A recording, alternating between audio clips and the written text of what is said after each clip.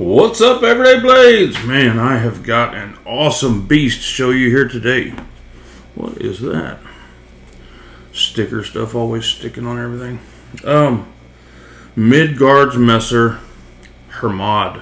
And I know I'm pronouncing that wrong, and sorry, it's just the best I can do. I'm a country boy from South Texas. This knife, I've been looking forward to this coming. The pre-order was a while back. I'll tell you, that's one thing that I respect Midgards-Messer for. When they do a pre-order, you get your knife pretty quick. It's not a pre-order and you get your knife a year later. They pre-order it, get you the knife pretty quick. I don't remember exactly how long it was, but it definitely wasn't a year like some of these folks. But this knife reminds me a lot of the DeValen, like a bigger version of the DeValen. And man, I love the DeValen, but this thing here is a beast. Look at that. And unfortunately, at the time of filming, I think these are sold out. But I do know that White Mountain Knives has a few of them.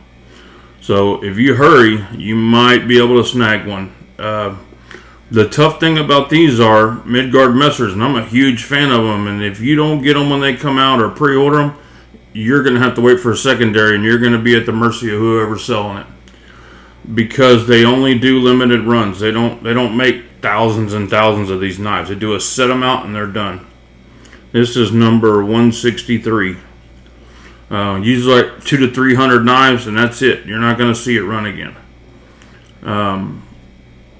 This thing is just beautiful. Look at the size of that pivot wrench. So Midgards-Messer makes amazing custom fixed blades.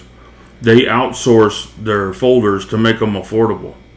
Their quality for me is right there with Medford. You know, I've been a huge Medford fan, and that's what attracted me to these. But man, these are less than half the price, and these are killer.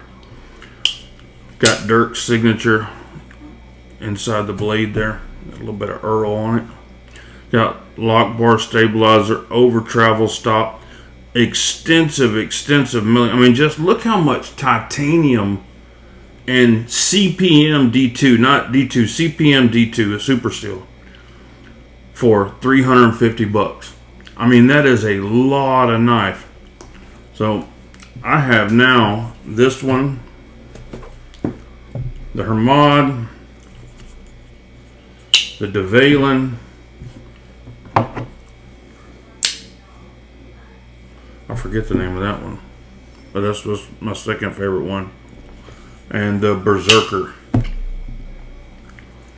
And I've just become a huge fan. I've always loved overbuilt knives. Now, you're gonna have people come in and say, "Oh, well, the ergonomics are not just right, and it's too thick behind." Listen, this is not competing with the Benchmade 940.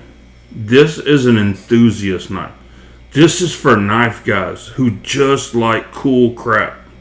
That's what this is cool crap. I mean, it doesn't get any cooler than this. So I had a buddy ask why the pin was in here, threads in here. And of course, I'm sure he already knew. I told him that it stops the blade. Of course, he already knows that. Makes it pretty much a fixed blade.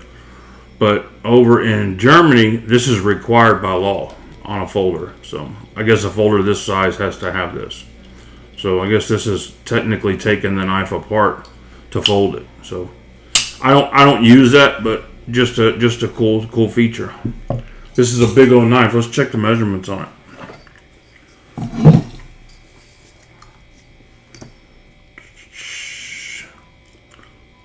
Right at 3 3/4. Imagine that. 4 3/4. Well, it just seems to be a popular measurement, doesn't it? Let me check that, because that's the same as this right here. It's just a hair. Let's see one more time. So 3 3/4. And right at 4 3/4. Okay, just want to make sure. All right, let's check the weight on it. Not that the weight or any of that matters with this knife. It's like I said, it's an enthusiast knife. Now, people like me carry this knife. several people in our group, you know who they are. They always carry these large, crazy knives. We like them, but it's not impractical to us because we enjoy the conversations it brings up. We enjoy using them. 8.8 ounces. 9 ounces. 9 ounces on a regular, everyday carry knife is about my breaking point. That's something I would carry every single day. Like if I was reviewing a knife like this, 9 ounces would be my breaking point. And I know that because, where is it? I had the Zerk scales on this one, and it was 9 ounces. And it just too much weight for a, this one still falls in a regular EDC category for me. But at 9 ounces, it was just too heavy for a regular EDC. Now this, I'm trading the weight factor for a cool factor. It's just awesome, man. When you show somebody that knife that's not a knife person, their jaw's going to drop. I mean, and I like that. People always ask me, they know I'm a knife guy, what knife you got on you today? I love it when I have a Midgards on me. I love it.